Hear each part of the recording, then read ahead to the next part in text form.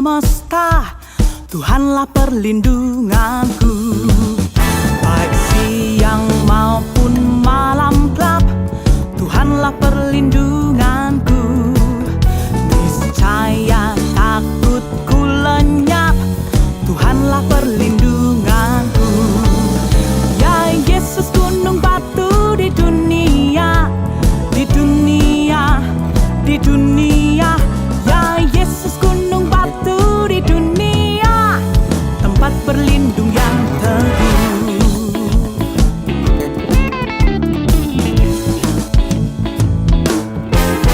Di badai topan dunia, Tuhanlah perlindunganku.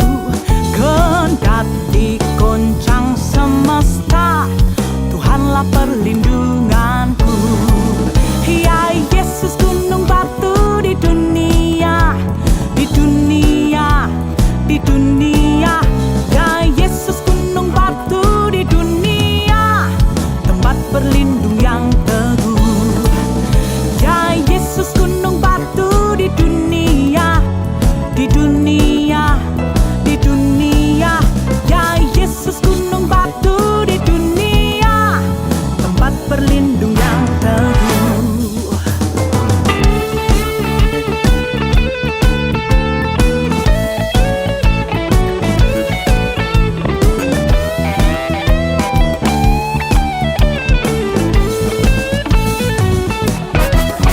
Ya Yesus, gunung batu di dunia, di dunia, di dunia. Ya Yesus, gunung batu di dunia, tempat berlindung yang teguh. Ya Yesus, gunung batu di dunia, di dunia, di dunia. Ya Yesus, gunung batu di dunia, tempat berlindung yang teguh. Ya Yesus, gunung batu di dunia, di dunia, oh di dunia. Ya Yesus, gunung batu di dunia, tempat berlindung yang teguh, tempat berlindung yang teguh, tempat berlindung yang teguh.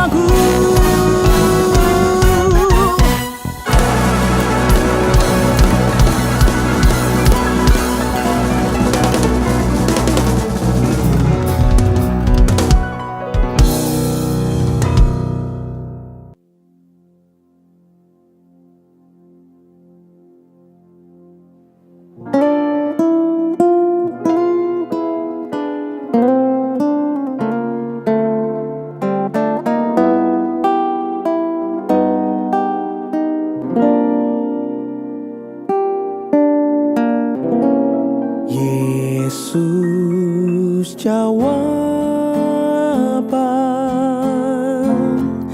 dalam hidupku. Yesus, jawaban yang ku perlu. Tapi pembaptis, juru selamatku, oh haleluya,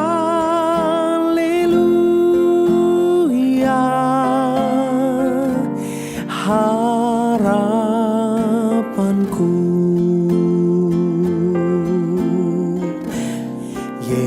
Yesus, jawaban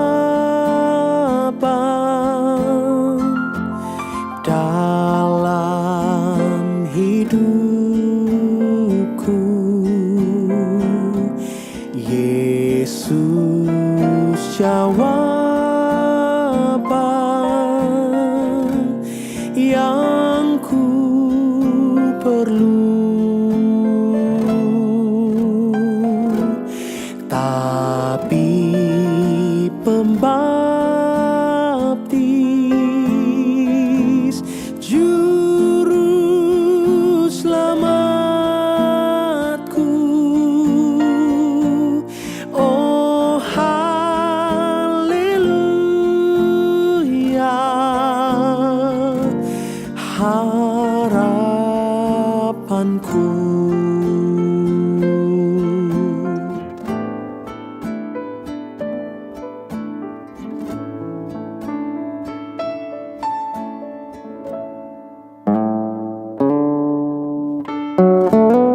setiap kondisi yang sedang kita hadapi hari-hari ini. Biar melalui pujian ini kita diingatkan dan iman kita semakin kuat bahwa hanya Yesuslah satu-satunya jawaban atas segala pergumulan yang kita hadapi. Mari terus percaya dan berharap kepada Dia. Amin.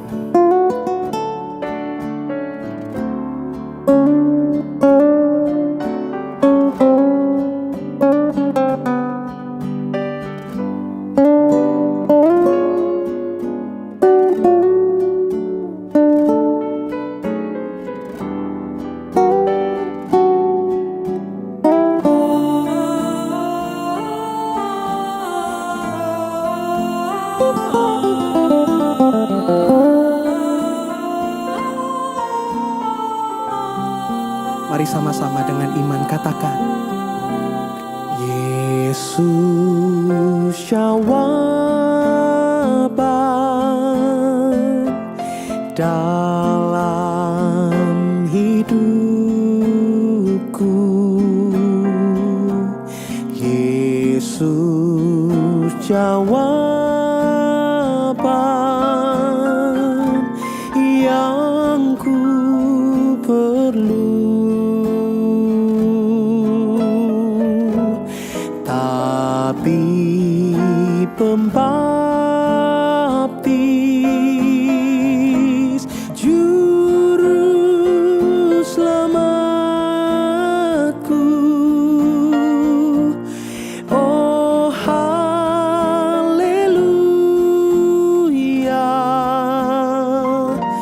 harapanku.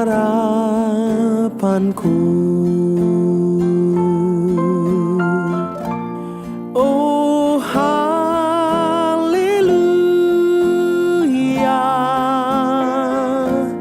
oh haleluya,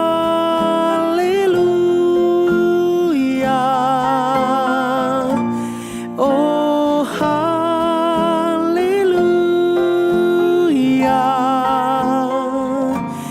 harapanku.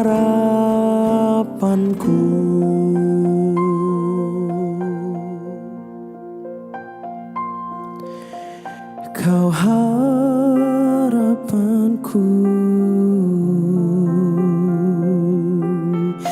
Kau jawaban dalam hidupku. Haleluya, oh, Kau mendengar setiap pergumulanku, dan Engkau menjawab, ya Tuhan. Hatiku percaya, oh, Kau gunung batuku, Kau kota bentengku.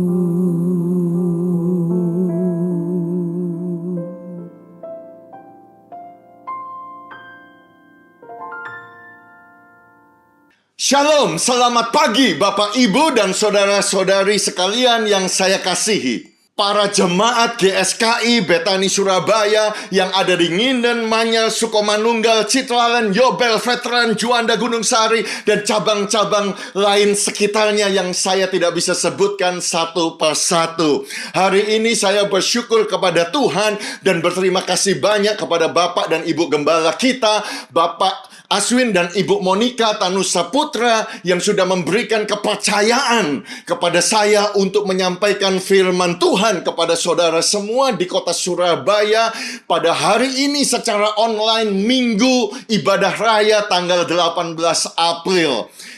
Hari ini saya memberikan judul tema khotbah adalah Ehud, pahlawan kidal. Banyak di antara saudara berkata, Pak, siapakah Ehud itu? Kenapa dia disebut seorang yang kidal? Ada sebetulnya ceritanya di dalam Hakim-Hakim pasal yang ketiga di ayat yang ke-12 sampai ayat yang ke-30. Oleh sebab itu kita akan membacanya. Tolong saudara perhatikan, saudara bisa melihat di layar saudara masing-masing. Untuk ayat ini akan ditampilkan, tetapi lebih baik jika saudara menyimaknya di dalam Alkitab saudara semuanya. Mari kita melihat bersama Hakim-Hakim pasal 3, judulnya adalah Ehud, ayat yang ke-12. Tetapi orang Israel melakukan pula apa yang jahat di mata Tuhan. Lalu Eglon, Raja Moab, diberi Tuhan kuasa atas orang Israel. Oleh sebab mereka telah melakukan apa yang jahat di mata Tuhan. Ayat yang ke-13, raja ini mengajak Bani Amon dan Bani Amalek menjadi sekutunya. Lalu majulah ia dan memukul orang Israel kalah. Perhatikan di situ, kota pohon korma diduduki mereka. 18 tahun lamanya orang Israel menjadi takluk kepada Eglon, Raja Moab. Lalu orang Israel berseru kepada Tuhan, maka Tuhan membangkitkan bagi mereka seorang penyelamat. Siapakah dia? Perhatikan di situ, yakni Ehud, anak Gera, orang Benyamin, seorang yang kidal. Jelas sekali tertulis di situ bahwa Ehud itu seorang Benyamin, seorang yang kidal. Kita sambung, lanjutkan pembacaan firman Tuhan. Dengan perantaraannya orang Israel biasa mengirimkan upeti kepada Eglon, Raja Moab. Dan Ehud membuat pedang yang bermata dua, yang panjangnya hampir sehasta. Disandangnya lah itu di bawah pakaiannya pada pangkal paha kanannya. Kemudian ia menyampaikan upeti kepada Eglon, Raja Moab. Adapun Eglon itu seorang yang sangat gendut. Setelah Ehud selesai menyampaikan upeti itu, disuruhnya pembawa-pembawa upeti itu pulang, tetapi ia sendiri berhenti pada batu-batu berpahat yang di dekat Gilgal. Dan kembali menghadap raja, berkatalah ia, ada pesan rahasia yang kubawa untuk tuanku, ya raja. Kata Eglon, diamlah dahulu. Maka semua orang yang berdiri di depannya itu pergi keluar. Lalu Ehud masuk mendapatkan dia, sedang ia duduk sendirian di kamar atas di rumah peranginannya. Berkatalah Ehud, ada firman Allah yang kubawa untuk tuanku. Lalu bangunlah ia berdiri dari tempat tidurnya. Kemudian Ehud mengulurkan tangan kirinya, dihunusnya pedang itu dari pangkal paha kanannya, ditikamkannya itu ke perut raja, sehingga hulunya beserta mata pedang itu masuk lemak menutupi mata pedang itu, sebab pedang itu tidak dicabutnya dari perut raja. Lalu keluarlah ia melalui pintu belakang. Demikianlah Ehud sampai ke selambi. Pintu kamar atas itu ditutup dan dikuncinya setelah ia keluar.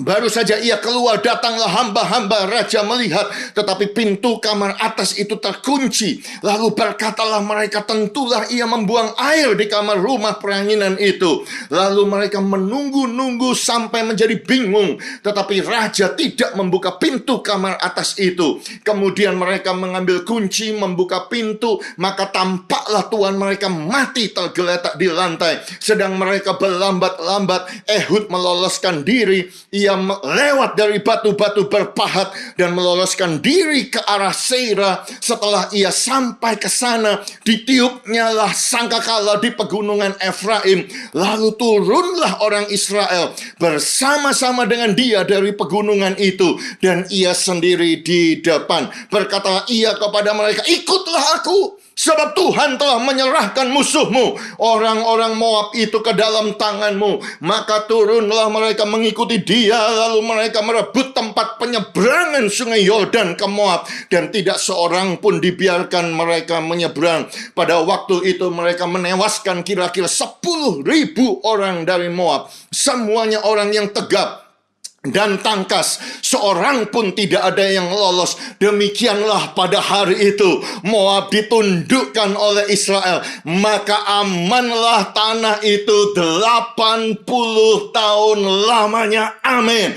Berbahagialah dan diberkatilah setiap saudara dan saya yang membaca, merenungkan, mengingat, menghafal, dan mentaati dan melaksanakan firman Tuhan ini. Oh haleluya. Mari kita berdoa bersama-sama. Tuhan, kami mengucap syukur bahwa kami bisa bertemu secara online. Dan hamba percaya bukan satu kebetulan dari benua Australia ini firman disampaikan secara online kepada jemaat GSKI Bethany yang ada di kota Surabaya. Tuhan, pakai kami ya Tuhan, pakai firman ini untuk menguatkan kami. Ajar kami melalui pelajaran Ehud ini supaya kami mengerti akan firman Tuhan. Dan kami percaya firman Tuhan akan menguatkan setiap jemaat, menguatkan setiap kami, dan kami akan semakin bertumbuh di dalam firman, mengenal Tuhan dan semakin mengasihi Tuhan. Sampaikanlah firman Tuhan, kami siap mendengarnya ya Tuhan. Kami janji akan seperti Maria dari Betani, kami akan konsentrasi, kami akan duduk diam, tidak akan terganggu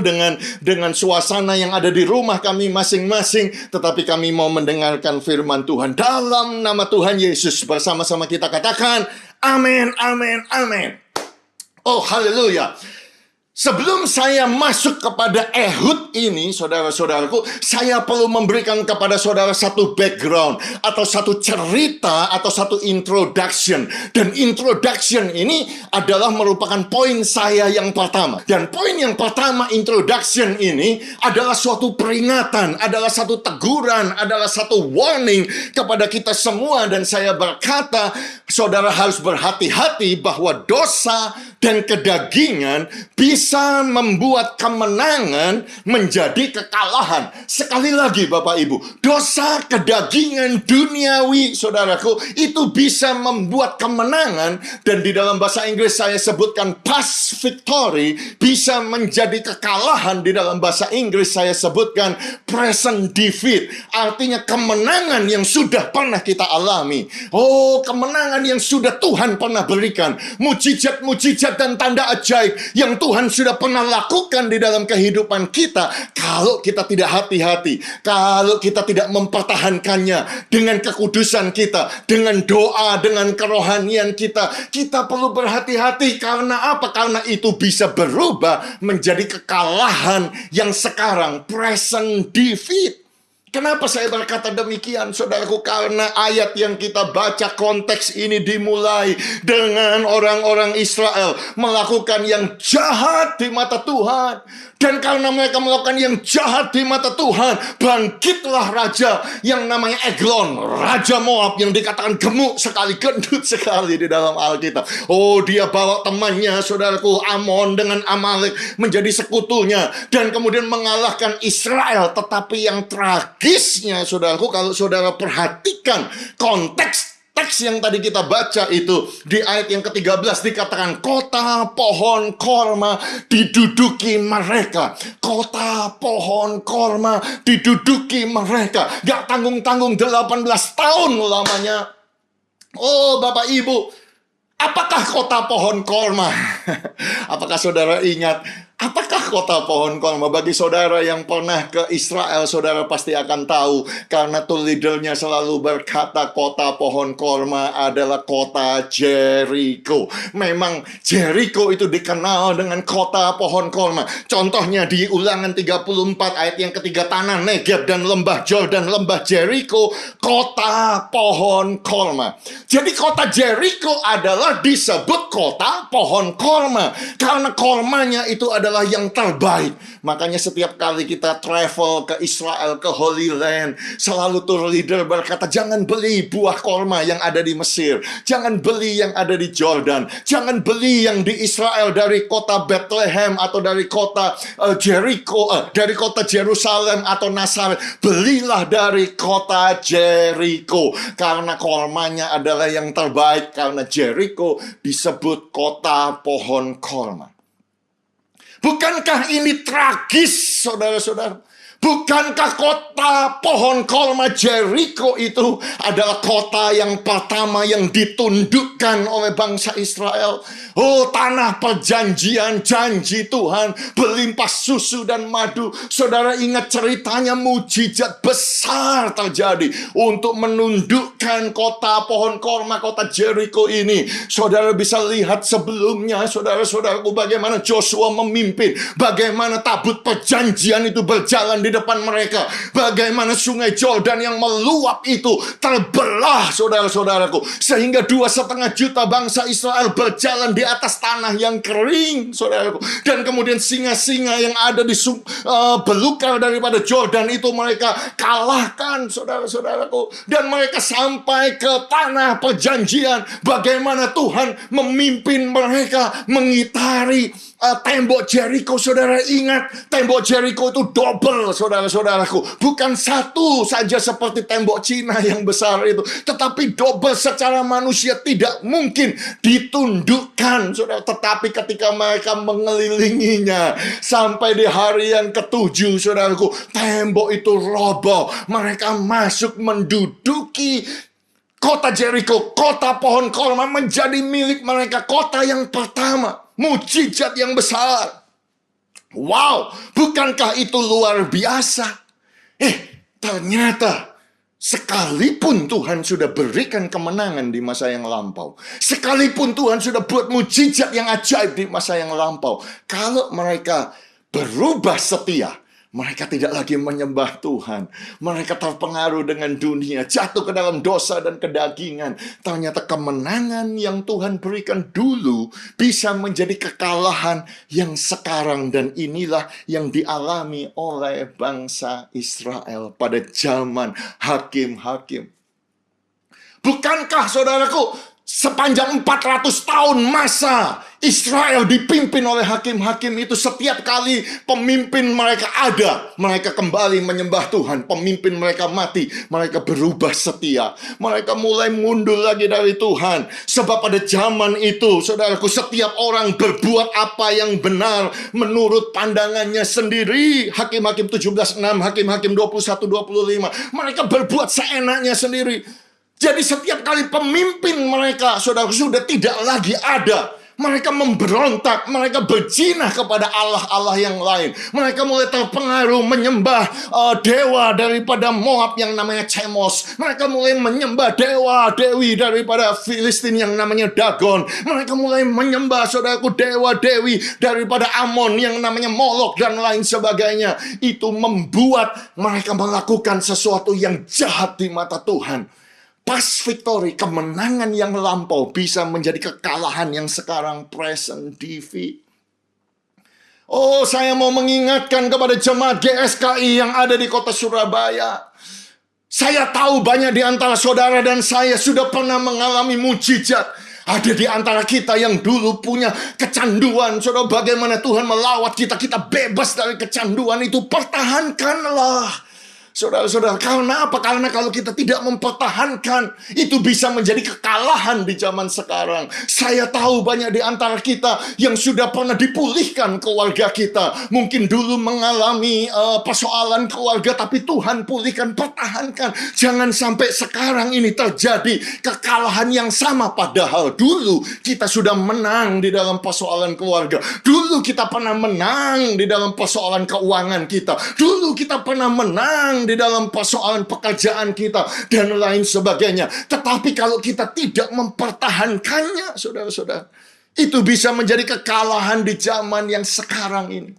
Kenapa bangsa Israel bisa begitu saja kalah? Karena mereka terpengaruh dengan lingkungan di sekitar mereka. Itu sebabnya saya mengingatkan, hati-hati dengan yang namanya dosa dan kedagingan, karena kita tinggal di sekeliling mereka itu semua.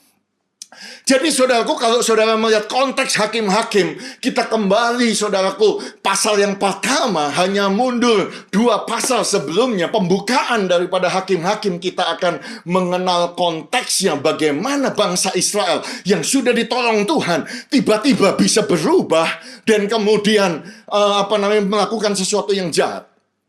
Ya, kalau saudara melihat Hakim-Hakim pasal 1 agak banyak ayat yang saya baca, tolong saudara sabar ya. Contohnya di ayat yang ke-21, tetapi orang Yebus penduduk kota Yerusalem tidak dihalau oleh Bani Benyamin. Jadi orang Yebus itu masih diam bersama-sama dengan Bani Benyamin di Yerusalem sampai sekarang. Suku Manase tidak menghalau di ayat yang ke-27. Penduduk Bet-Sean dan penduduk serta segala anak kotanya, penduduk Ta'anah dan segala anak kotanya, penduduk Dor dengan segala anak kotanya, penduduk Yibleam dengan segala anak kotanya, dan penduduk Megiddo dengan segala anak kotanya, sebab orang Kanaan itu berkeras untuk tetap diam di negeri itu. Setelah orang Israel menjadi kuat, mereka membuat orang Kanaan itu menjadi orang Rodi dan tidak menghalau mereka sama sekali. Jadi saudara perhatikan di sini, ketika mereka masuk Jericho, memenangkan kota pohon korma, dan kemudian mulai berperang, saudara-saudaraku ya, 56 tahun lamanya mereka berperang dan mengalahkan banyak bangsa. Ternyata mereka tidak menghalau mereka sama sekali. Dibiarkan tinggal di tengah-tengah mereka. Karena orang Israel kuat, mereka tidak menghalau. Kenapa tidak menghalau? Padahal Tuhan sudah memberikan perintah itu.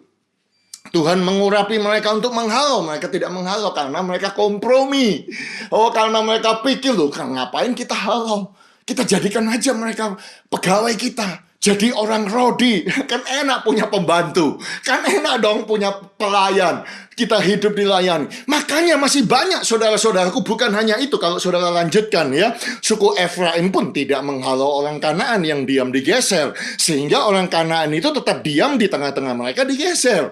Suku Sebulen tidak menghalau penduduk Kitron dan penduduk Nahalo, sehingga orang Kanaan itu tetap diam di tengah-tengah mereka walaupun sebagai orang Rodi. Contoh lagi saudaraku, ayat 31, suku Asher tidak menghalau penduduk Ako, penduduk Sidon, serta Aklab, Akib, Helba, Afek, Rehob, sehingga orang Asher itu diam di tengah-tengah orang Kanaan, penduduk asli negeri itu, sebab orang-orang itu tidak dihalaunya. Ayat 33, suku Naftali tidak menghalau penduduk Bet-Semes, penduduk Bet-Anat, sehingga mereka diam di tengah-tengah orang Kanaan, penduduk asli negeri itu. Tetapi penduduk Bet-Semes dan Bet-Anat itu menjadi orang Rodi bagi mereka. Orang Amori mendesak Bani Dan ke sebelah pegunungan dan tidak membiarkan mereka turun ke lembah, dan orang Amori itu bersikeras untuk tetap diam di Har Heres, di Ayalon, di Albim, walaupun mereka mendapat tekanan berat dari keturunan Yusuf sebab mereka menjadi orang-orang Rodi. Oh Tuhan Yesus. Oh, Bapak, Ibu, dan saudara sekalian. Lihat ini, ternyata backgroundnya itu ini. Jadi Tuhan memberikan kemenangan yang besar, mujizat yang besar. Ya, kota pohon korma mereka tundukkan, berperang, mengalahkan semua bangsa di seluruh bangsa Israel itu, seluruh tanah yang Tuhan janjikan kepada Abraham, Ishak, dan Yakub, saudara-saudara. Tetapi karena mereka pikir, ngapain suku-suku itu kan banyak, ada Yebus ya, atau ada apalagi di sini ada kata-kata penduduk Megiddo, Yibleam, penduduk Ako, Sidon, dan macam-macam nama-nama yang saya tidak kenal di sini, saudara-saudara. Mereka pikir, ngapain kita bunuh, ngapain kita halau, ngapain kita usir, biar mereka tinggal di tengah-tengah kita. Toh mereka menjadi orang Rodi. Kan enak toh, kalau saudara bekerja di rumah, kipas-kipas, ada orang yang bisa saudara suruh-suruh. Hei, kamu kesini, hei, begitu saudara-saudara. Jadi mereka tinggal di tengah-tengah penduduk itu semua. Bukankah ini gambaran yang sama bahwa kita ini mendekati akhir zaman ini, saudara-saudaraku. Oh, kita tinggal di tengah-tengah, kita melihat ada keangkuhan hidup di sebelah sana. Oh, di sekeliling kita, saudaraku, ada dosa, ada kedagingan, ada keinginan mata. Oh, ada LGBTQ community, ada orang-orang yang tidak percaya Tuhan, ada yang menyembah berhala di sekeliling kita. Itu sebabnya kita diingatkan pada hari ini. Hati-hati, ada satu warning. Sebab semua yang ada di dalam dunia, yakni keinginan daging, keinginan mata, serta keangkuhan hidup, bukan berasal dari Bapa, melainkan dari dunia. Janganlah kamu mengasihi dunia dan apa yang ada di dalamnya. Kata jangan, setiap kali saudara melihat kata janganlah, ini satu perintah kepada kita. Jikalau orang mengasihi dunia, maka kasih akan Bapa tidak ada lagi di dalam orang itu. Yakobus pun menambahkan, hai kamu orang-orang yang tidak setia.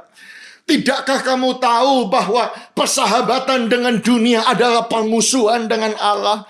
Jadi barang siapa hendak menjadi sahabat dunia ini, ia menjadikan dirinya musuh daripada Allah. Jadi bukan saja Rasul Yohanes, ayat yang tadi saya baca, bukan saja Yakobus menuliskan, tetapi Paulus pun menuliskannya, Roma 12, janganlah kamu menjadi serupa dengan dunia ini.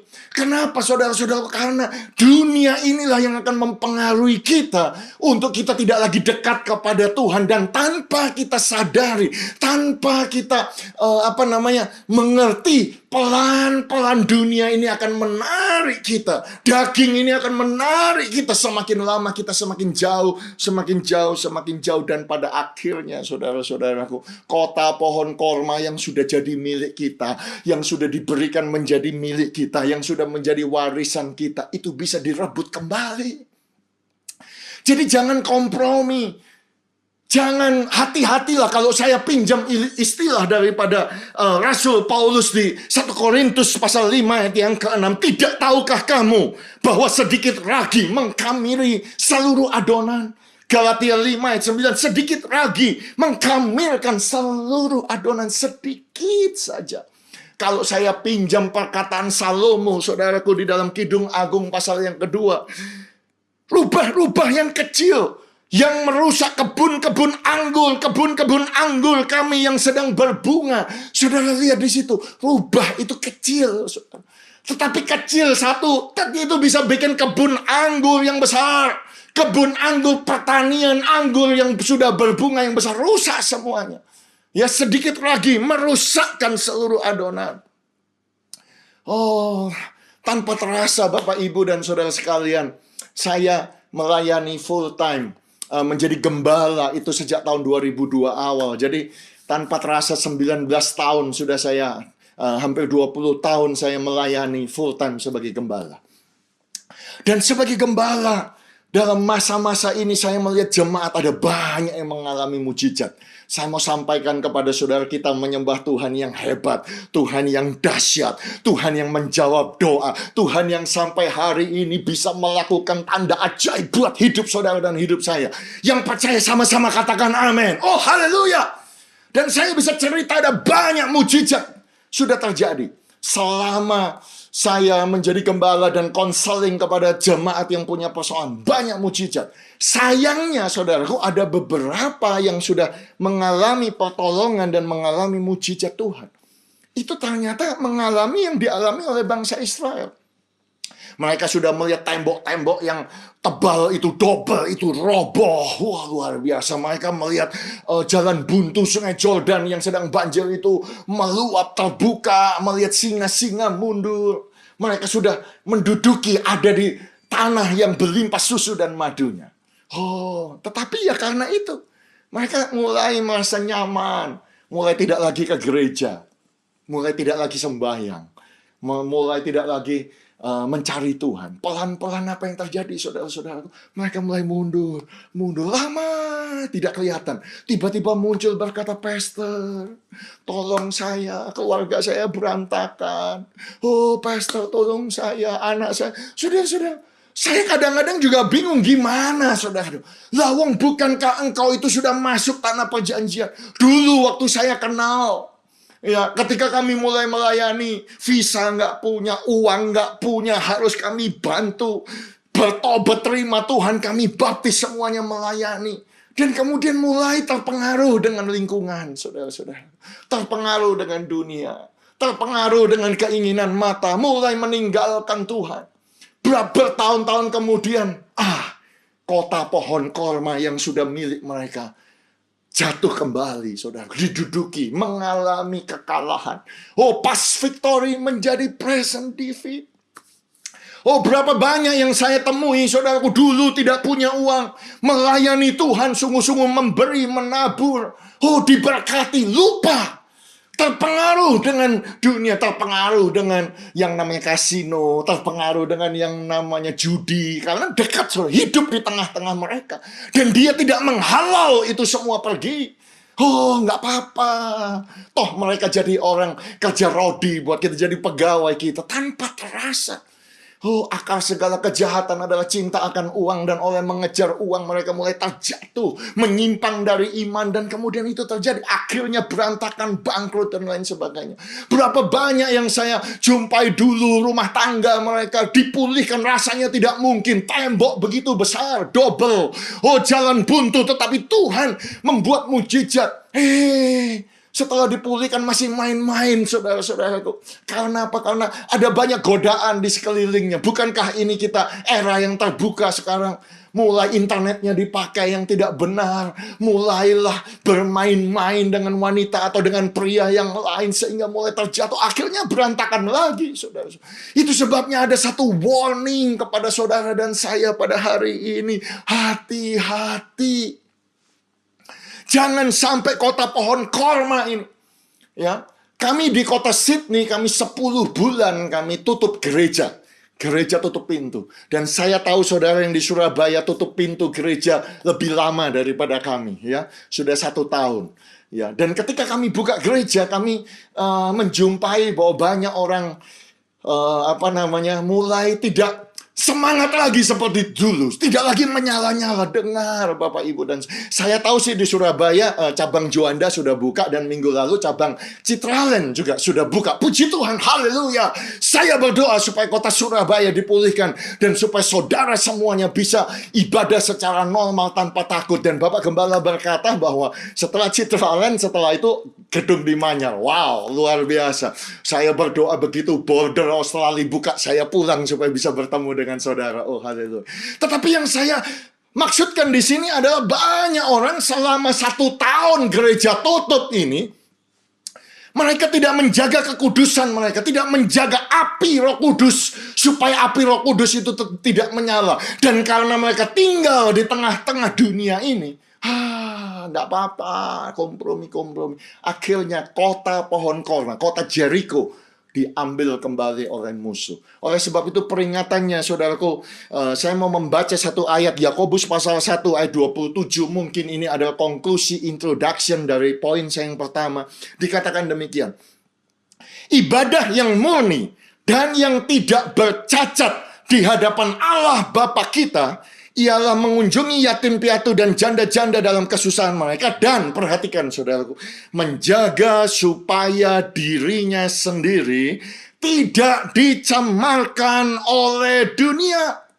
Oh, jemaat GSKI Bethani di kota Surabaya, Indonesia yang saya kasihi. Oh, Tuhan mengingatkan kepada kita melalui Rasul Yakobus, ibadah yang murni, ibadah yang tidak bercacat di hadapan Tuhan. Berapa banyak yang mau punya ibadah yang murni, yang tidak bercacat, dikatakan menjaga supaya diri sendiri ini loh, diri saya sendiri ini tidak dicemarkan oleh dunia.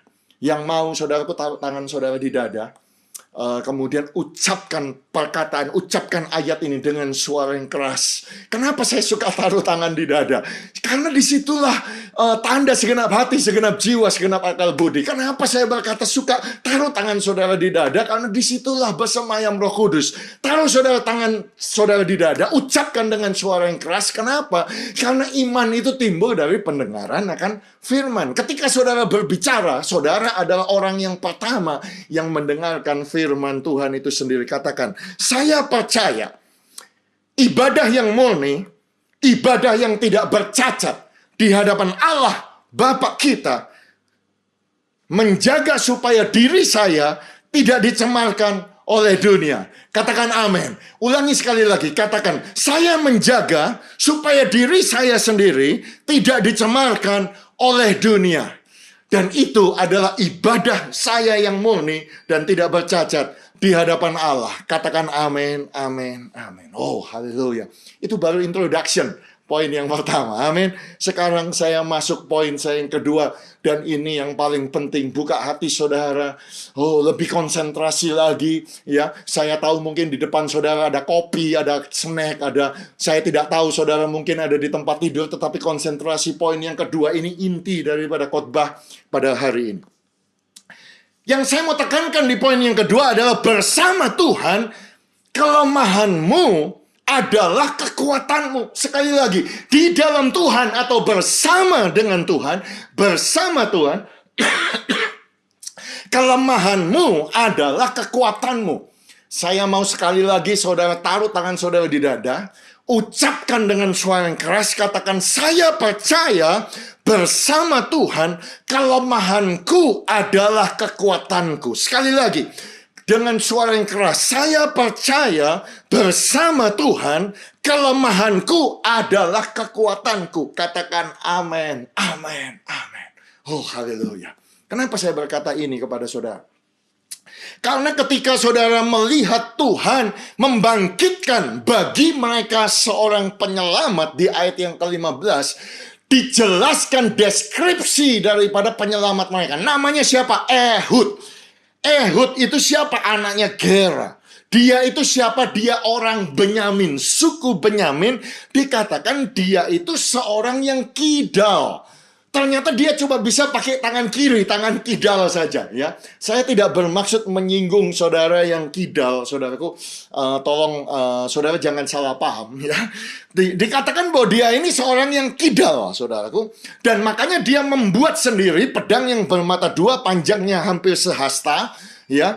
Di sandangnya lah itu di bawah pakaiannya, pada pangkal paha kanannya. Dan Alkitab dengan jelas berkata, saudaraku, Ehud itu mengulurkan tangan kirinya, dihunusnya pedang itu dari pangkal paha kanannya, ditikamkannya ke perut raja. Jadi jelas Ehud ini adalah seorang yang kidal, yang menggunakan tangan kirinya, bukan tangan kanan, tetapi tangan kiri. Saya adalah seseorang yang memakai tangan kanan. Kenapa saya berkata kelemahanmu justru kekuatanmu di dalam Tuhan? Karena ternyata Ehud ini dikatakan dia seorang kidal, itu adalah kelemahan daripada Ehud itu sendiri. Jadi dia tidak bisa menggunakan tangan kanan, dia menggunakan tangan kiri. Dan sebagai orang yang menggunakan tangan kiri, sekali lagi saya minta maaf, itu kan agak aneh, saudara-saudaraku. Karena apa? Karena sebagai orang Asia, saya ingat dulu, saudara-saudaraku, kita dididik harus pakai tangan kanan. Tangan kiri itu nggak sopan, begitu, saudara. Jadi kita kan tidak tahu kalau anak-anak yang kecil itu, mereka itu tidak bisa pakai tangan biasa, pakai tangan kirinya lebih kuat, makanya disebut kidal. Saudara dipaksa untuk menggunakan tangan kanan. Dan saya sudah bertanya, di jemaat kami juga ada beberapa orang, ada 4-5 orang yang tangan kidal, saudara. Dan mereka sharing kepada saya, memang susah kalau tangan kidal. Karena apa? Karena dianggap aneh, dianggap dianggap lemah begitu, dianggap dibully begitu. Sering dibully gara-gara semua pakai tangan kiri begitu. Ya, bukankah itu yang dialami oleh Ehud? Dia seorang Benyamin. Dan apalagi dikatakan orang Benyamin. Saudara perlu tahu bahwa arti kata Benyamin. Saya mengajak saudara kembali kepada Alkitab, ya. Kita belajar Alkitab bersama-sama. Kita semua tahu Benyamin itu anaknya Yakub, anaknya Israel, lahir daripada Rahel, ya, ibunya Rahel. Nah, Benyamin ini, ya, pada waktu lahir itu dikatakan sukar sekali, ya. Alkitab berkata ini, ketika mereka tidak lagi jauh dari Efrata, bersalinlah Rahel. Rahel ini mamanya Benyamin, ya toh. Dan bersalinnya itu sangat sukar, sakit sekali. Sedang ia sangat sukar bersalin, bidan itu berkata, janganlah takut, sekali ini pun anak laki-laki yang kau dapat. Dan ketika ia hendak menghembuskan nafas, sebab Rahel mati kemudian, diberikannya lah nama Ben-Oni kepada anak itu, tetapi ayahnya menamainya Benyamin. Nah, saudara-saudaraku, jadi karena begitu sakitnya, begitu lamanya, begitu sukarnya, sampai kehilangan darah, sampai Rahel mati, mau mati. Jadi Rahel itu memberikan nama kepada anak ini Ben-Oni. Nah, kita semua tahu di dalam bahasa Inggris, she named him Ben-Oni, the son of my sorrow. Anak laki-laki dari kepedihanku, anak laki-laki dari kesukaranku, anak laki-laki dari penderitaanku. Itu arti nama Ben-Oni. Tetapi datanglah ayahnya, yaitu Israel, yaitu Yakub. Yakub namanya bukan Ben-Oni, tetapi namanya adalah Benjamin. Benjamin di dalam bahasa aslinya atau bahasa Inggrisnya artinya adalah the son of my right hand. Anak daripada tangan kananku. Wow, luar biasa. Memang kita mendapat nama itu dari orang tua kita. Contoh, saya dikasih nama Agus Gunawan. Agus karena lahir di bulan Agustus. Gunawan katanya, ada orang berkata gundul tapi menawan gitu. Maksudnya adalah Gunawan, orang yang berguna. Itu maksud orang tua memberi nama begitu. Tetapi seringkali saudaraku, di dalam kehidupan kita diberi nama oleh manusia, diberi nama oleh lingkungan kita, diberi nama yang jelek-jelek. Tetapi saya mau menguatkan saudara bahwa otoritas untuk memberi nama kepada saudara itu datangnya dari Bapa yang di sorga. Ya, sama. Memang ketika Benyamin lalu diberi nama anak kesukaran, anak penderitaan, tetapi ayahnya memberi nama. Memang di dalam tradisi bangsa Israel, ayah itu lebih punya power untuk memberikan nama kepada anaknya. Ya, tetapi bukan itu. Contoh seperti saya punya anak 3 ya, namanya Gwyneth, Jason dengan Lovenia. Semuanya yang memberi nama istri saya, saudara-saudara ya. Gwyneth artinya God with you in every time and hour. Jason, the son of Jesus. Lovenia, love is the answer misalnya, saudaraku. Itu istri saya yang memberi namanya, bukan saya. Kenapa? Karena istri saya berkata, karena anak-anak sudah surname-nya, family name-nya, marganya, itu kan ikut nama keluarga daripada kamu. Kamu sudah memberi nama gitu dari ayahnya. Jadi dia yang memberi nama panggilan. Mungkin ada di antara saudara yang berkata bahwa saya tidak punya orang tua rohani, saya tidak punya hamba-hamba Tuhan, saya tidak punya teman dekat yang memberi nama saya yang rohani. Kalau saudara tidak punya dan saudara orangnya, saudara-saudara, bukan satu kebetulan saya dipercaya oleh Bapak Gembala untuk menyampaikan firman Tuhan. Izinkanlah waktu ini, saudara, untuk saya menjadi orang tua rohani saudara, dan saya berkata bahwa namamu bukan Ben-Oni, namamu bukan anak penderitaan, namamu bukan kekalahan, namamu bukan sakit penyakit, namamu bukan bangkrut, namamu bukan gagal, namamu bukan jelek, tetapi namamu adalah berbahagia, namamu adalah diberkati, namamu adalah sukses, namamu adalah anak Allah, biji mata Tuhan sendiri, orang yang menang bahkan lebih daripada pemenang, super conqueror di dalam bahasa Yunaninya. Engkau adalah di atas dan bukan di bawah, dan itu namamu. Namamu adalah bangsa yang kudus, namamu adalah dicintai oleh Tuhan, namamu adalah umat yang menang. Oh, namamu adalah bangsa yang dipilih, namamu adalah yang dipanggil keluar dari kegelapan kepada terangnya yang ajaib. Namamu adalah imam, namamu adalah royal bangsawan, namamu adalah royal priesthood, namamu adalah ambassador of the kingdom of God, namamu adalah indah, masa depanmu indah, dan itu adalah nama rohani saudara. Engkau adalah anak tangan kanan yang dipercaya oleh Tuhan. Engkau punya masa depan. Biarlah engkau lebih percaya kepada nama-nama rohani itu buat saudara. Yang setuju dengan saya katakan amin. Yang setuju sekali lagi katakan amin. Oh, haleluya. Nah, jadi saudara bisa bayangkan bahwa Ehud ini orang Benyamin, artinya tangan kanan. Tapi dia nggak bisa pakai tangan kanan. Dia cuma bisa pakai tangan kiri, kidal. Oh, saudara bisa bayangkan. Dia adalah orang yang aneh, lemah. Di sukunya, suku Benyamin. Dan kalau saudara selidiki di dalam Alkitab, saya nggak sempat cerita kepada saudara, saya punya researchnya bahwa kalau saudara perhatikan orang Benyamin, ya ternyata orang Benyamin itu pandai memanah, bukan aja tangan kanan, tapi tangan kiri. Dua-dua bisa, saudara-saudaraku. Dan mereka bisa menembakkan anak panah, mereka melontarkan batu, dan lain sebagainya. Ya. Nah, tetapi saudara perlu tahu bahwa ketika Alkitab berkata kepada Ehud itu dia seorang yang kidal, itu bukan berarti dia tidak tangan kirinya lebih kuat daripada tangan kanannya sehingga dia sering pakai tangan kiri. Bukan. Maksudnya Alkitab berkata kidal itu artinya dia cacat di dalam tangan kanannya. Jadi dia lumpuh di sebelah kanan. Jadi kemungkinan besar dia stroke, saudara-saudara. Dia lumpuh separuh, tangan kanannya tidak bisa digunakan, atau mungkin tangan kanannya sudah lebih kecil sekali. Kira-kira begitu, saudara-saudaraku, sehingga cuma kelihatan tangan kiri saja. Itu adalah Ehud. Kenapa saya berkata demikian? Ya justru itu, saudara-saudaraku. Makanya Ehud itu orang cacat, lemah. Dia nggak bisa pakai tangan, cuma tangan kiri. Makanya ketika dia bikin pedang bermata dua, panjangnya sehasta, Mungkin saudara bingung, Pak, sehasta itu apa? Sehasta itu cuma 35 cm. Coba saudara lihat gambarnya di sini.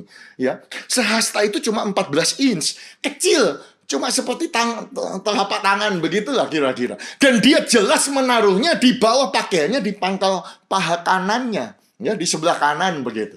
Nah, makanya ketika dia ketemu dengan raja, makanya dia nggak diperiksa. Saudara bisa bayangkan, semua tentara kan memeriksa begitu. Nggak mungkin dia bisa ditinggal sendirian berhadapan dengan raja kalau semua tentara tidak memeriksanya. Tetapi karena semua tentara tahu dia orang cacat, dia lumpuh separuh, sebelah kanannya mungkin kecil atau kecil sekali begitu, hanya bisa tangan kiri, makanya yang diperiksa cuma bagian kiri begitu. Nggak meriksa bagian kanan, ya. Dan kebiasaan zaman itu kalau saudara orang kanan saudara kan ambil pedang kan dari sebelah kiri, kira-kira kan begitu, disangkal ditaruh di sebelah kiri. Nah, sedangkan Ehud taruh di sebelah kanan, makanya waktu di searching, diperiksa, ya saudara ingat kayak saudara ke airport, saudara lewat metal detector, saudara diperiksa begini, ya laki dengan laki, perempuan dengan perempuan, ya itu sama. Zaman itu juga sama, mau ketemu raja diperiksa, tapi karena mereka memeriksanya hanya bagian kiri saja, karena ini bagian lumpuh, mereka tidak ketemu pedang itu disembunyikan di bagian kanannya. Kalau ketemu ya udah dibunuh, saudaraku Ehud.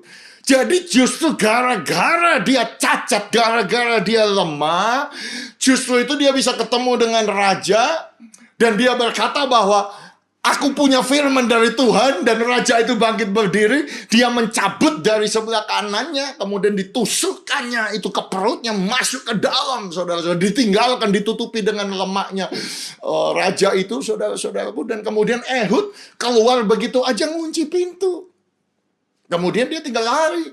Pegawainya bilang, kenapa raja tidak keluar-keluar? Ya, karena mungkin dia sedang buang air di rumah peranginannya. Begitu. Karena siapa yang nyangka orang cacat bisa membunuh raja. Tetapi justru mereka tidak menyangka, justru kecacatan, justru kelemahan, justru kekurangan daripada Ehud ini, yang cacat ini, saudaraku. Justru itulah yang menjadi kekuatannya. Justru itulah yang membuat dia dipakai. Justru itulah yang membuat dia diurapi. Justru itulah yang menjadi kehebatannya. Justru itulah yang membuat dia bisa mengalahkan raja ini daripada kelemahannya. Dan saya mau sampaikan kepada GSKI Bethany yang ada di Surabaya, apa sih kelemahan saudara? Tuhan bisa pakai jika engkau percaya. Justru kelemahanmu itulah yang akan Tuhan pakai menjadi sesuatu yang dahsyat, yang ajaib. Yang setuju dengan saya katakan amin. Yang setuju dengan saya sekali lagi taruh kedua tangan saudara di dada sambil berkata, kelemahanku adalah kekuatanku. Katakan, kelemahanku justru kekuatanku dalam nama Yesus. Katakan amin.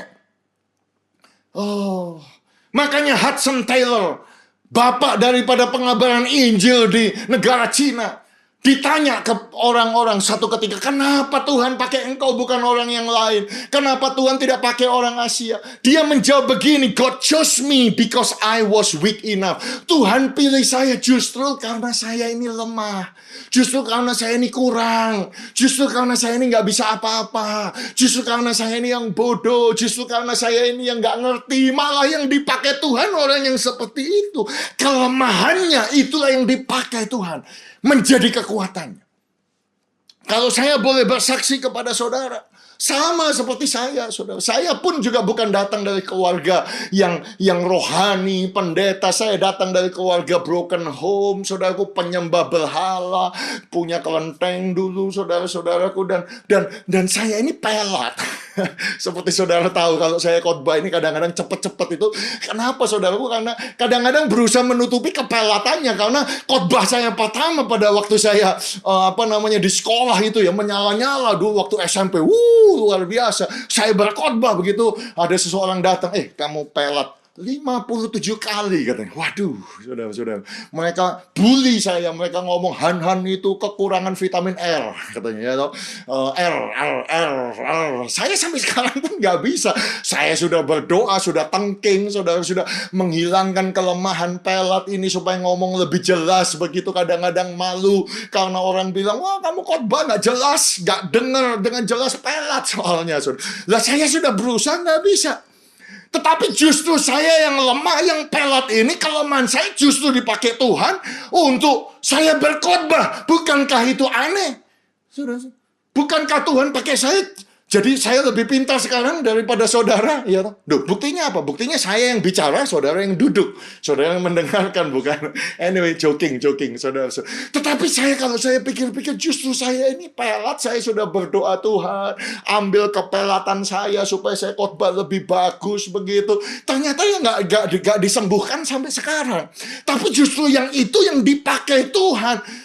Bahkan saya juga bingung, kadang-kadang saya dipakai untuk menerjemahkan, ya toh, hamba-hamba Tuhan yang luar biasa. Almarhum Bapak Betani, Om Alex, ya. Setiap kali beliau melayani KKR di luar negeri, di National Indoor Stadium di Singapura, orang yang pertama khotbah di situ, saya selalu berkata, saya orang yang kedua.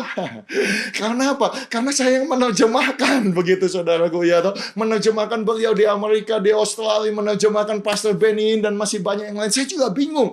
Saya ini lemah, saya ini pelat. Tapi ya kok ya bisa khotbah bahasa Inggris. Tahun lalu Assemblies of God di Kathmandu, Nepal mengadakan conference, ya atau lewat Zoom, ya 2.000 orang. 2.000 pesertanya, saudaraku, di gereja-gerejanya. Pembicara utamanya baik konferensi yang umum maupun konferensi anak muda saya. Jadi saya pikir justru kelemahan saya ini yang Tuhan bisa pakai. Dan hari ini saya mau challenge kepada saudara yang di Betani Surabaya. Apa sih kelemahan saudara? Kalau saudara berkata, Pak, saya lemah, saya lahir dari keluarga yang miskin, gak punya apa-apa. Dengar, kemiskinanmu itu, background itu justru akan menjadi kekuatanmu dalam nama Tuhan Yesus. Yang percaya katakan amin. Mungkin saudara berkata, Pak, justru saya ini lahirnya kelemahan saya terlalu pendek, terlalu tinggi, saya jelek, hidung saya terlalu pesek begitu. Oh, saya ini enggak ngerti ini. Percayalah, justru kelemahan itu, jika engkau percaya bersama dengan Tuhan, Tuhan akan buat itu menjadi kekuatanmu. Sama seperti Ehud, dia kemungkinan lahir sudah lumpuh separuh, saudara-saudaraku. Dia cuma bisa pakai tangan kiri, dia dibully oleh orang banyak. Tetapi justru karena dia tangan kiri itu, justru dia yang bisa menjadi hakim. Justru dia yang bisa mengalahkan raja itu. Justru dia yang bisa masuk sendirian. Karena apa? Karena dia cacat. Karena kecacatannya itu Tuhan pakai secara luar biasa. Dan kalau saudara tanya kepada saya, dari semua hakim yang banyak ini termasuk yang paling top, paling hebat. Kenapa, saudara-saudaraku? Karena kita semua tahu, ya, setelah Joshua dan Kaleb meninggal, ya, dipanggil Tuhan, kemudian yang melanjutkan adalah Otniel, mantu daripada Kaleb. Dia cuma membuat Israel itu aman 40 tahun saja. Kalau saudara bandingkan dengan hakim-hakim yang lain, saudara-saudaraku, contohnya seperti Tola, itu cuma 23 tahun lamanya. Yair 20 tahun, Simpson 20 tahun, Elon 10 tahun, Abdon 8 tahun, Yefta cuma 6 tahun. Tetapi Ehud ini membuat Israel aman 80 tahun lamanya. Luar biasa kemenangan yang besar. Aman yang paling lama, paling panjang 80 tahun dibandingkan semua yang lain. Justru orang yang cacat, justru orang yang tidak bisa berbuat apa-apa hanya dengan tangan kirinya. Oh, apa sih kelemahan saudara? Jangan saudara anggap kelemahan saudara itu seperti kutuk, seperti kelemahan, aduh kenapa kok aku begini. Dengar Bapak Ibu dan saudara sekalian yang saya kasihi di kota Surabaya. Hari ini bukan kebetulan firman Tuhan datang kepada saudara. Tuhan bisa pakai semua kelemahan saudara menjadi kekuatan. Kalau saya bisa memberikan contoh kepada saudara, saudara ingat teman saya, Nick Vujicic, ya. Orang yang lahir tidak punya tangan, tidak punya kaki. Saya sudah bawa ke kota Surabaya, ke gereja kita bersama sampai 3 kali, saudara-saudaraku, ya toh. Dia dilahirkan tidak punya tangan, tidak punya kaki. Adik laki-lakinya, adik perempuannya, semuanya sempurna, semuanya cantik.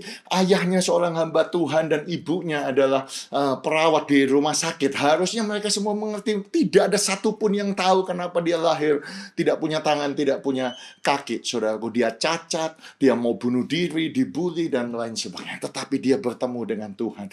Dan justru ketika dia ketemu dengan Tuhan, itulah Tuhan pakai kecacatannya itu menjadi kekuatannya. Saudara ingat gak waktu saya bawa ke Indonesia? Oh, begitu banyak orang datang mendengarkan dia.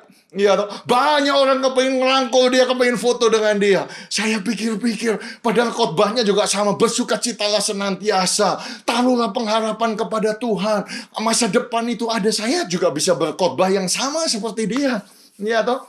Tetapi justru khotbah yang saya sampaikan tidak se-powerful apa yang dia sampaikan. Karena orang melihat saya, oh kamu sempurna, punya kedua tangan, dua kaki, kamu tinggal di luar negeri, kamu berpendidikan. Oh, jadi ternyata justru kelemahan dia itu Tuhan pakai luar biasa.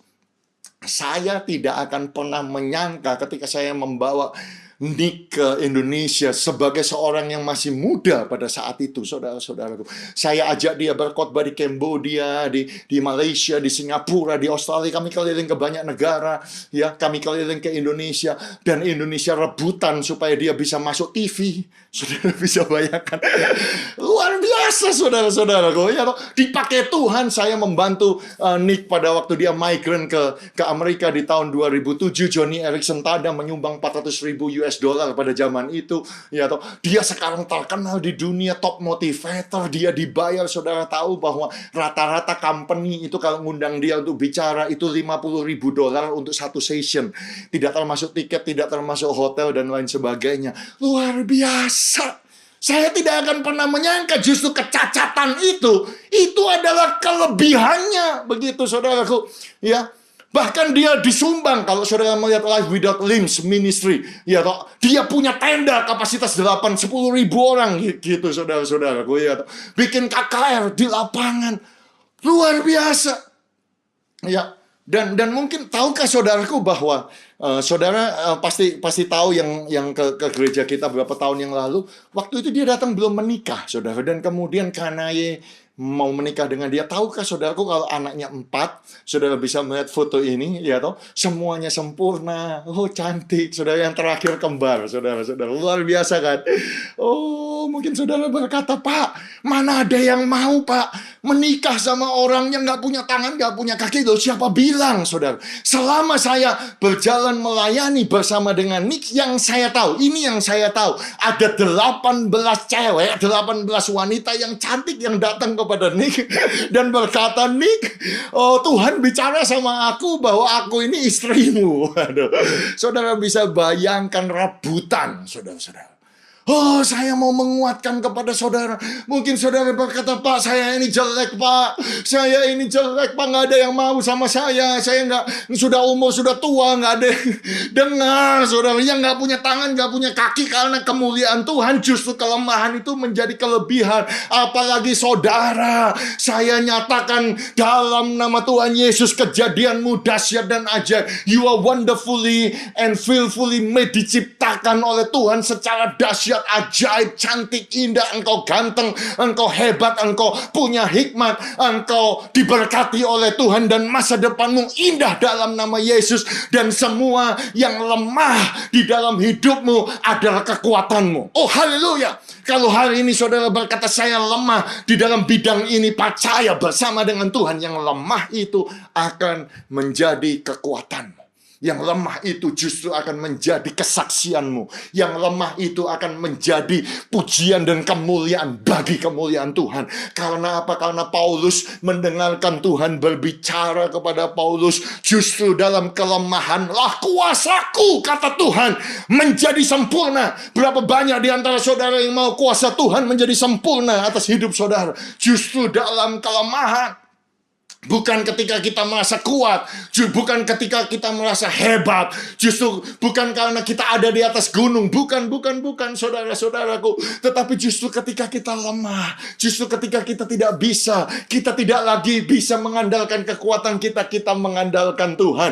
Dan kekuatan Tuhan, kuasa Tuhan, tanda ajaib Tuhan menjadi sempurna di dalam kelemahan kita. Makanya Paulus melanjutkan ayat itu, sebab itu aku lebih suka.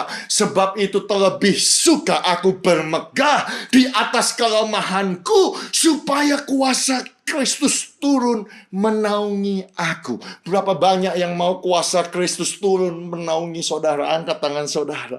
Caranya bagaimana? Mengakui, Tuhan, aku lemah.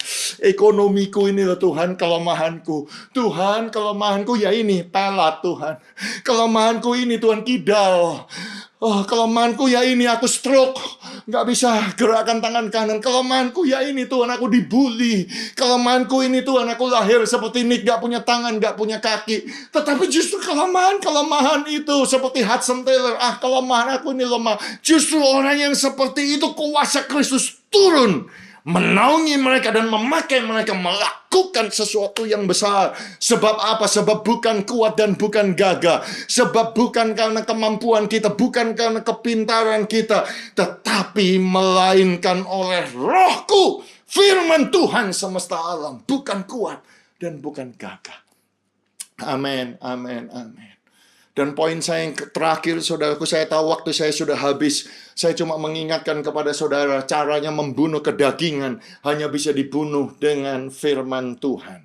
Sekali lagi saya ulangi, bahwa dunia ini, kedagingan ini, dosa dan semua godaan dunia hanya bisa dibunuh dengan firman Tuhan. Dan bukan satu kebetulan Ehud membuat pedang bermata dua. Setiap kali saudara melihat pedang bermata dua, itu menunjukkan kepada firman Tuhan. Sebab firman Allah itu hidup, firman Allah itu kuat, firman Allah itu lebih tajam dari apa pedang bermata dua manapun. Ia menusuk amat dalam sampai memisahkan jiwa dan roh, sendi-sendi dan sumsum. Ia sanggup membedakan pertimbangan dan pikiran hati kita. Bukankah itu gambaran di dalam perjanjian lama kisah tentang Ehud? Dia ambil pedang yang dia buat sendiri. Kecil pedang, saudara-saudara. Cuma sehasta. Tapi dia masukkan dalam. Dia tinggalkan di situ, membunuh kedagingan itu. Dan yang luar biasa, Ehud membuat pedang itu sendiri. Haleluya. Firman Tuhan sudah diberikan kepada saudara. Dan kita harus membuat sendiri, kita harus memperkatakannya, kita harus mengucapkannya, kita harus mendeklarasikannya, kita harus mentaatinya, kita harus mengikutinya. Saya percaya bahwa COVID-19 ini akan berlalu cepat. Saya percaya gereja kita di Surabaya akan segera buka semuanya. Oh, haleluya. Kita sedang menunggu supaya Nginden pun juga bisa dibuka ya.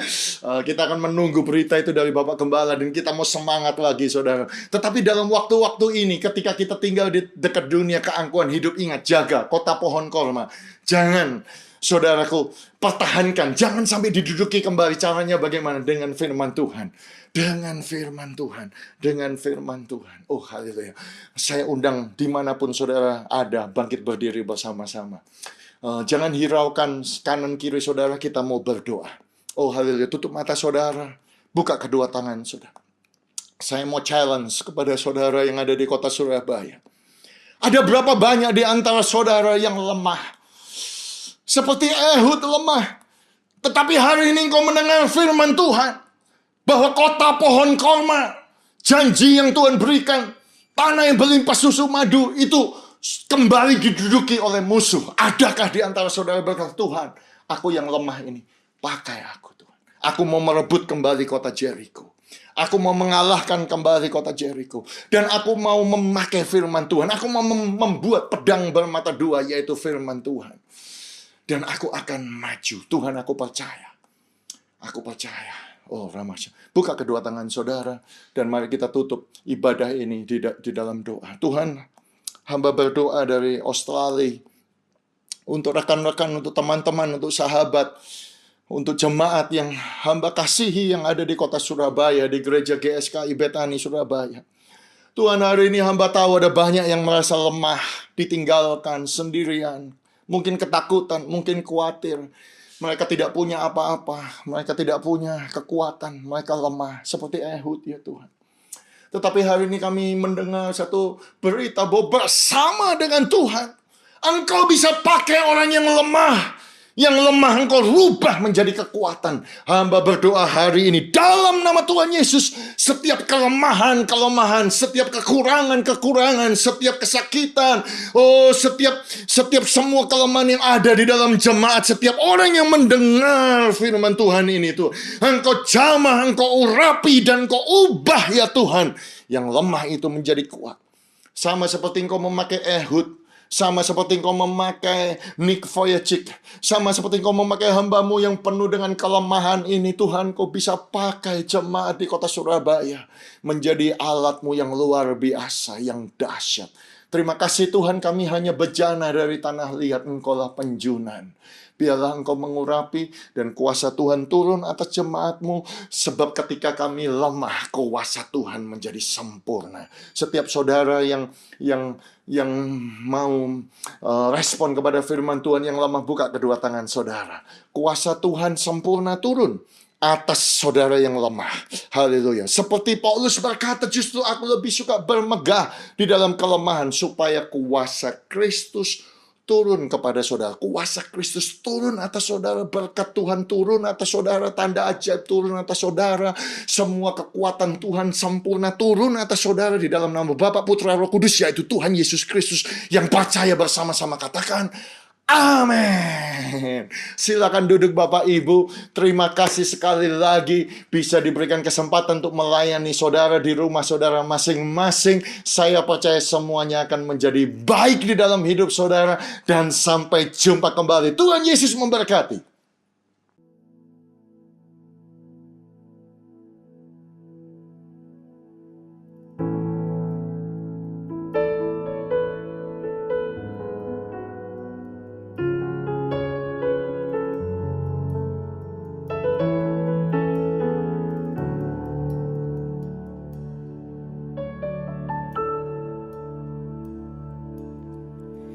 Telah ku dapati kasih yang sejati, yang mampu mengubahkan hatiku.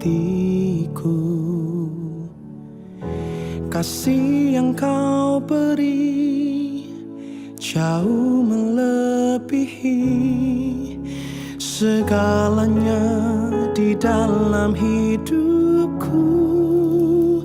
Ku berikan semua yang berharga, semua yang mulia, semua yang terbaik dari hidupku.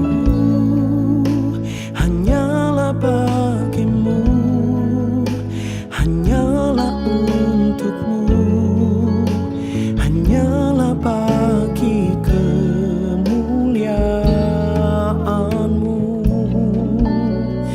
Oh,